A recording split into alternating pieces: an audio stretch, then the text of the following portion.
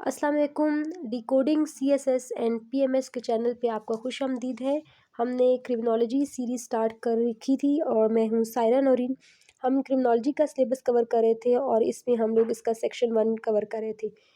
और सेक्शन 1 के अंदर हम अब तक जो है वो क्राइम का कॉन्सेप्ट, क्रिमिनोलॉजी का कॉन्सेप्ट एज अ सब्जेक्ट और सिक्योरिटी का कॉन्सेप्ट कवर कर चुके हैं। आज के इस लेक्चर में हम लोग कवर करेंगे school of thoughts of criminology. और इन्हीं स्कूल ऑफ थॉट्स के बेस पे बाद में फिर हम थेरीज पढ़ेंगे जो इन्हीं स्कूल ऑफ थॉट्स से इमर्ज हुई या इनके ऊपर बेस्ड करती हैं। अगर हम क्रिमिनोलॉजी के अंदर देखा जाए तो हमारे पास बेसिकली 4 स्कूल्स ऑफ थॉट है। पहला स्कूल ऑफ थॉट है classical school of thought, positivist school of thoughts, और तीसरा है शिकागो स्कूल ऑफ थॉट्स, और चौथा है मार्क्सिस्ट स्कूल ऑफ थॉट। हम वन बाय वन इनको देखते हैं। क्लासिकल जो स्कूल ऑफ थॉट है ये बेसिकली जो अर्ली डिबेट्स हुई थी क्रिमिनल लॉ और रिफॉर्म के ऊपर, वही डिबेट बाद में डेवलप होते होते उन्होंने क्रिमिनोलॉजी की शक्ल इख्तियार कर लिया एज अ सब्जेक्ट। ठीक है, तो हम कहते हैं कि जो क्रिमिनोलॉजी की जो करंट फॉर्म है, जो करंट शेप है, वो क्लासिकल स्कूल ऑफ थॉट से इमर्ज हुई। इस के अंदर जो बेसिक जो मेजर थीरिस्ट थे जिन्होंने इस स्कूल ऑफ थॉट के अंदर कंट्रीब्यूट किया, तो हमारे पास ही ब्रीसा है, जर्मी बंथम एंड जॉन हॉवर्ड है।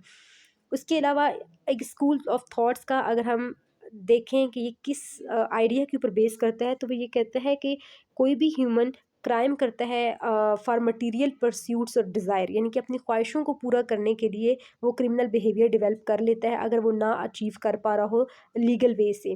ठीक है, और वो फिर ये स्कूल ऑफ थॉट पनिश का कंसेप्ट देते हैं कि अगर कोई क्राइम हो जाता है तो उसको पनिश करना चाहिए, ताकि पनिश देनी चाहिए इसलिए ताकि क्राइम को डिटर किया जा सके। प्लस ये जो स्कूल ऑफ थॉट है ये रिट्रीब्यूटिव जस्टिस से जो है वो अफिनिटी रखती है, उसको एंडोर्स करती है। अगर हम इसके बेसिक आइडियाज़ देखें स्कूल ऑफ थॉट्स के, तो ये क्या है कि जो मेजर 4 आइडियाज़ के ऊपर ये बेस करता है ये स्कूल ऑफ थॉट। वो ये कहता है कि हर इंसान आज़ाद है अपनी चॉइसेस बनाने में, ठीक है, और वो अपनी चॉइसेस के अकॉर्डिंग ही एक्ट करता है। और हम जब भी कोई इंसान एक्ट करता है तो वो रेशनली कैलकुलेट करता है बेनिफिट्स और लॉस को किसी भी एक्ट का, और वो एक्ट कमिट करता है जिससे उसको प्लेयर मिले और पेन कम से कम हो। ठीक है, मतलब ज़्यादा फ़ायदा हो और उसका नुकसान कम से कम हो। तीसरा ये आइडिया देता है कि पनिशमेंट होनी चाहिए। अगर कोई क्राइम हो जाता है तो उसको डेटर करने के लिए या फर्दर क्राइम को अकर होने से डेटर करने के लिए पनिशमेंट होनी चाहिए। और पनिशमेंट की सिवियरिटी जो है वो प्रोपोर्शनल टू क्राइम इटसेल्फ हो। जितना ज़्यादा सिवियर क्राइम होगा इतनी सिवियर पनिशमेंट मिलनी चाहिए। और जो चौथा कंसेप्ट ये है वो कहते हैं कि अगर क्राइम हो गया तो पनिशमेंट फ़ौरन दी जाए, क्योंकि swiftness and certainty of punishment important factor है। क्योंकि अगर हम लोग क्राइम हो गया और उसको जो है वो पनिश नहीं किया जाएगा या डिले पनिश दिया जाएगा, तो फिर वो क्या होता है, जस्टिस नहीं हो सकेगा, क्राइम को रेट को कम नहीं किया जा सकेगा, डटर नहीं किया जा सकेगा। और सेकंड जो स्कूल ऑफ थॉट है वो पॉजिटिव स्कूल ऑफ थॉट से ये कहता है कि ये क्लासिकल स्कूल ऑफ थॉट से थोड़ा बहुत डिफर है। वो तो ये कह रहा था ना कि क्लासिकल स्कूल ऑफ थॉट ये कहता है कि इंसान अपनी मटेरियल परस्यूट्स या डिज़ायर को पूरा करने के लिए जो है वो की वजह से जो है वो क्राइम कमिट करता है।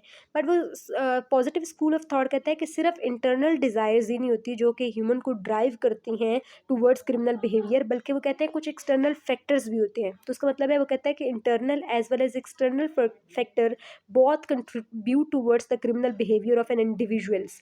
और इस थेरीज को, इस स्कूल ऑफ थॉट को फर्दर फिर हम 3 ब्रांचेस में डिवाइड करते हैं। उसमें बायोलॉजिकल स्कूल ऑफ थॉट आ जाता है, psychological school of thought and sociological school of thought है। और ये तीनों स्कूल ऑफ थॉट यही कहते हैं कि internal as well as external factors contribute towards the criminal behaviour. Biological theories जो हैं वो ये कहते हैं कि एक इंसान का जो बायोलॉजिकल मेकअप है वो उसका लीड करता है टूवर्ड्स क्रिमिनल या डेविएंट बिहेवियर।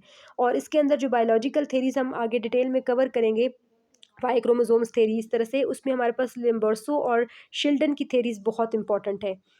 उसके बाद साइकोलॉजिकल थ्योरी वो ये कहती हैं कि एक ह्यूमन का जो साइकोलॉजिकल मेकअप होता है या साइकोलॉजिकल फैक्टर्स होते हैं वो जो है वो कंट्रीब्यूट करते हैं टुवर्ड्स क्रिमिनल बिहेवियर। कहने का मतलब ये है कि कुछ इंडिविजुअल फैक्टर्स होते हैं, not societal factor. Individual factor में है कि एक बंदे का थिंकिंग प्रोसेस जो है वो डिफेक्टिव है या उसके ब्रेन के लेवल पे कोई प्रॉब्लम्स है जिसकी वजह से उसके थिंकिंग प्रोसेस इफेक्ट हुए हैं, तो वो जो उसकी वजह से वो क्रिमिनल बिहेवियर शो कर सकता है। एक बंदा जो है वो इनएडिकेट सोशलाइजेशन करता है या उसने अर्ली चाइल्डहुड के अंदर कुछ नेगेटिव एक्सपीरियंसेस की हैं जिसकी वजह से उसका क्या हुआ, मेंटालिटी इम्पैक्ट हुई। तो और वो मेंटालिटी इम्पैक्ट होने की वजह से वो नॉर्मल बिहेवियर डेवलप नहीं कर सका या नॉर्मल थिंकिंग प्रोसेस डेवलप नहीं कर सका, तो जिसकी वजह से वो क्रिमिनल बिहेवियर या डेविएंट बिहेवियर के उसके अंदर चांसेस ज़्यादा होते हैं।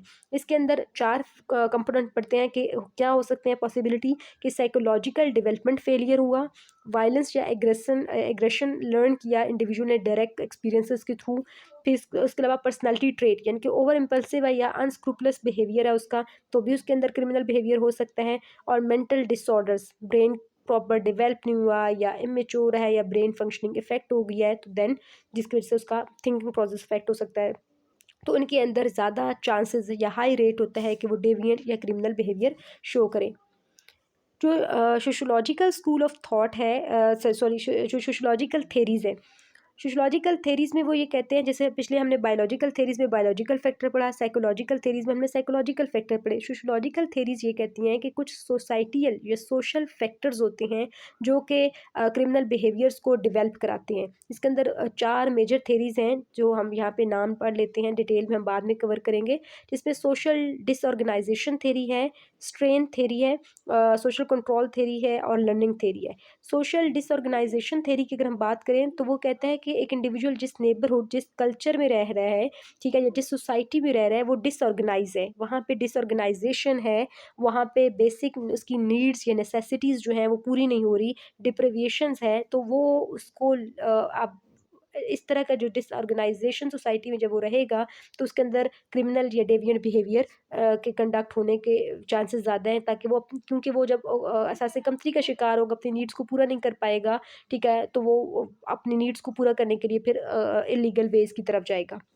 स्ट्रेन थ्योरी ये कहता है कि एक सब्जेक्ट के ऊपर, एक इंडिविजुअल के ऊपर इतना ज़्यादा प्रेशर है कि वो ओके, मतलब सोसाइटियल भी हो सकता है और इंडिविजुअल भी हो सकता है कि वो अपनी जो सोशो इकोनॉमिक गोल्स हैं उनको पूरा, कि अपने गोल्स को पूरा करे, और जब वो अपने गोल्स को पूरा नहीं कर सकता तो वो क्या करता है, खुद भी प्रेशर फील करता है या सोसाइटी उसको प्रेशराइज करती है कि वो उन गोल्स को अचीव करे, और जब वो उन गोल्स को अचीव नहीं कर पाता तो देन वो उनको अचीव करने के लिए रॉन्ग वेज की तरफ जाता है, ठीक है, मतलब वो स्ट्रेन की अंडर स्ट्रेन जो होता है वो क्या हो सकता है, वो क्राइम कमिट करता है। सोशल और कंट्रोल थ्योरी भी क्या कहती है कि हर इंडिविजुअल की एक बॉन्डिंग होती है विद सोसाइटी के साथ, सोसाइटल फैक्टर के साथ। अब वो कहता है अगर ये बॉन्डिंग वीक होगी, कंट्रोल नहीं होगा, तो क्या होगा, क्राइम रेट ज़्यादा होगा। एक इंडिविजुअल से, एक बच्चा है वो घर पर है, अगर उसको ऊपर चेक एंड बैलेंस है उसके पेरेंट का, तो ज़ाहिर सी बात है वो अपने कोई भी गलत काम नहीं करेगा। लेकिन अगर उसको कोई पूछने वाला नहीं है, उसकी बॉन्डिंग वीक है, उसको कोई सोसाइटी में या कोई घर में नहीं पूछ रहा, देन वो इलीगल काम में भी इन्वॉल्व हो जाएगा। तो इसलिए जो इंडिविजुअल सोशली आइसोलेटेड होते हैं वो ज़्यादा प्रोन होते हैं कि वो क्राइम कमिट करें या डेविएंट बिहेवियर शो करें। लर्निंग थ्योरी में भी ये कहता है कि इंडिविजुअल अपनी सोसाइटी के अंदर लर्न करता है through association, interaction, observation and affiliations, ठीक है, मतलब वो लर्निंग थ्योरी जो है हम लोग ने पढ़ी हुई है कि इंसान दूसरों को सीख के जो है देख के सीखता है, ठीक है, तो ये थ्योरी इस चीज़ को एक्सप्लेन करती है क्रिमिनल बिहेवियर के लिए। ये सारी जो है सोशल, बायोलॉजिकल एंड साइकोलॉजिकल, ये बेसिकली इनकी roots positive school of thought से बिलोंग करती हैं कि internal as well as external factors जो होते हैं कंट्रीब्यूट करते हैं टूवर्ड्स क्रिमिनल बिहेवियर। हमारे पास जो क्रिमिनोलॉजी का तीसरा स्कूल ऑफ थॉट था उसे हम शिकागो स्कूल ऑफ थॉट कहते हैं। क्यों कहते हैं स्कूल ऑफ थॉट का नाम ये क्यों दिया गया, क्योंकि शिकागो यूनिवर्सिटी के जो क्रिमिनोलॉजी डिपार्टमेंट के अंदर वहाँ के स्टूडेंट्स और फैकल्टी ने रिसर्च वर्क किया, कंडक्ट किया, और उन्हें क्यों किया था, उन्होंने किया था कि क्रिमिनल बिहेवियर के कॉजेज़ को अप्रीहेंड कर सके कि क्या रीज़न है। तो उन्होंने देखा कि basically school of thought based करता है सोशल डिसऑर्गेनाइजेशन थ्योरी के ऊपर ही, कि सोसाइटी डिसऑर्गेनाइज्ड है, नेबरहुड डिसऑर्गेनाइज्ड है, और वहाँ पर क्राइम रेट हो सका। मतलब सोशल डिसऑर्गेनाइजेशन थ्योरी ये कहती है कि अगर नेबरहुड डिसऑर्गेनाइज है तो वहाँ पे क्राइम रेट के चांसेस ज़्यादा हो सकते हैं। तो अब इन स्टूडेंट्स ने जो रिसर्च कंडक्ट कराई है, इस पे वहाँ की फैकल्टी ने जो रिसर्च कंडक्ट कराई, उन्होंने ये अंडरस्टैंड करने के लिए करवाई कि क्यों डेलिकेंट या डेलिकेंसी या क्राइम रेट ज़्यादा क्यों है किसी नेबरहुड में और किसी में क्यों नहीं है। कौन से फैक्टर हैं उस नेबरहुड के अंदर जो किसी इंडिविजुअल को लीड करते हैं कि वो कमिट करे क्रिमिनल बिहेवियर। और इसके अलावा वो कहता है कि ये स्कूल ऑफ थॉट जो है ये वो कहता है कि सिर्फ मतलब सोशल फैक्टर्स जो होते हैं या सोशल स्ट्रक्चर होता है वो अगर कम्प्लीटली नहीं तो पार्शली तो ज़रूर ही ह्यूमन बिहेवियर्स को इफ़ेक्ट करता है। और इसके अलावा वो साइकोलॉजिकल और एनवायरमेंटल फैक्टर्स को भी जो है वो कंसिडर करते हैं कि जो कि for the explaining the criminal behaviour. उसके अलावा ये स्कूल ऑफ थॉट ये आइडिया देता है कि एक इंडिविजुअल जो होता है वो अपने एनवायरनमेंट से अडेप्ट कर देता है। जिस तरह का एनवायरनमेंट होगा वो वहाँ के मुताबिक अपने आप को ढाल लेगा, वहाँ की चीज़ों को लर्न करेगा। अगर एक वो डिसऑर्गेनाइज़ एनवायरनमेंट में है, पॉवर्टी के अंदर ग्रो अप हो रहा है, तो क्या होगा, वहाँ पर जो है वो उसके क्राइम रेट या डेलिकेंट बिहेवियर ज़्यादा होंगी। लेकिन अगर एक ऑर्गेनाइज़ सोसाइटी में, एक पढ़ी-लिखी सोसाइटी में, यहाँ पे उसको हर बेसिक नीड्स हैं, अगर वो वहाँ पे रह रहा है तो ज़ाहिर-सी बात है वहाँ पे उसको किसी ज़रूरत अपनी जब उसको नीड्स सारी पूरी हो रही है तो वो क्रिमिनल बिहेवियर नहीं शो करेगा। इसके अलावा वो ये कहते हैं कि जो क्रिमिनल मेंटालिटी है वो फोस्टर करती है कम्युनिटी के अंदर that drives criminal crimes with it. और ऐसी मतलब कुछ ऐसे एरियाज होते हैं ना जहाँ पे क्राइम रेट ज़्यादा होता है तो वो वहाँ पे फिर क्रिमिनल मेंटालिटी फोस्टर होती है, वो फिर आगे जनरेशन्स में फिर भी ट्रांसफ़र हो रही होती है। चौथा स्कूल ऑफ थॉट्स जो कि लास्ट स्कूल ऑफ थॉट है क्रिमिनोलॉजी का, उसके मार्क्सिस्ट स्कूल ऑफ थॉट कहते हैं। मार्क्सिस्ट एक बहुत बड़ा लाइक बाय सोशियोलॉजिस्ट भी था और उसने सोशियोलॉजी की भी बहुत सी थेरीज दी हैं। बेसिकली मार्क्सिस्ट का वर्ड से या नाम से ही हमें पता चल जाता है क्लास बेस्ड सोसाइटी। वो ये कहता है कि मार्क्सिस्ट कहता है कि कोई भी इंडिविजुअल बाय बर्थ क्रिमिनल नहीं होता, बल्कि जब वो जिस सोसाइटी में रहते हैं वहाँ की इनइक्वलिटीज़ जो हैं उसको लीड करती हैं टूवर्ड्स क्रिमिनल बिहेवियर। वो कहता है कि मार्क्सिस्ट का कॉन्सेप्ट ये है ना कि हमारी सोसाइटी जो है वो क्लास में डिवाइडेड है। जो है वो ए और क्लास बी, अपर क्लास और लोअर क्लास। वो कहते हैं कि जो अपर क्लास है, जो रूलिंग क्लास है, वो सारे सोर्सेज को होल्ड करती है और वो जो मिडिल क्लास जो लोअर क्लास है वो उनके लिए वर्क करती है, तो वो उनको एक्सप्लॉइट करती है, उनसे काम भी ले लेते हैं। और वो कहते हैं कि जब ये दो क्लास डिफरेंसेस जो हैं ये क्या करते हैं, ये एंग्जायटी काज़ करती हैं। अब वो जो एक्सप्लॉइटिंग क्लास होती है उनके अंदर एग्रेशन डेवलप होता है, ठीक है, उनकी नीड्स नहीं पूरी हो रही होती है और वर्क भी कर रहे होते हैं और उस अंडर दैट प्रेशर जो होता है अल्टीमेटली वो क्या करते हैं, क्रिमिनल बिहेवियर को या क्रिमिनल मेंटालिटी को डेवलप कर लेते हैं और जो बाद में उनसे क्राइम कमिट करते हैं। तो ये बेसिकली हमारे पास क्रिमिनोलॉजी के स्कूल ऑफ थॉट्स थे, ठीक है, और इन्हीं की बेसिस पे फिर हम आगे थेरीज पढ़ेंगे इंशाल्लाह नेक्स्ट लेक्चर में। अगर आपको लेक्चर अच्छा लगा है तो उसको लाइक कर दें, सब्सक्राइब कर दें। Thank you. और आने वाली वीडियो का इंतज़ार करें, इंशाल्लाह नेक्स्ट टॉपिक उस वीडियो में कवर करेंगे। तब तक अल्लाह हाफ़िज़।